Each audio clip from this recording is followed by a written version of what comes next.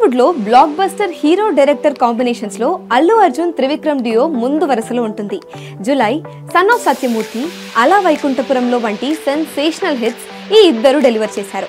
ఇప్పుడు అల్లు అర్జున్ పుష్ప 2 సినిమాతో pan India లెవెల్లో తన తడాకా ఏంటో చూపించాడు. భారీ అంచనాల మధ్య విడుదలైన పుష్ప 2 ఊహకందని కలెక్షన్లతో బాక్స్ ఆఫీస్ చరిత్రను తిరగరాసింది. ఇప్పుడు ఐకాన్ స్టార్ త్రివిక్రమ్తో స్టోరీ డిస్కషన్లో బిజీగా ఉన్నాడు. సమ్మర్లో ఈ సినిమా పట్టాలెక్కబోతోంది. అయితే వీరిద్దరి కాంబినేషన్లో వచ్చిన సినిమాలన్నీ మంచి ఫ్యామిలీ ఎంటర్టైనర్స్గా పేరు తెచ్చుకున్నాయి.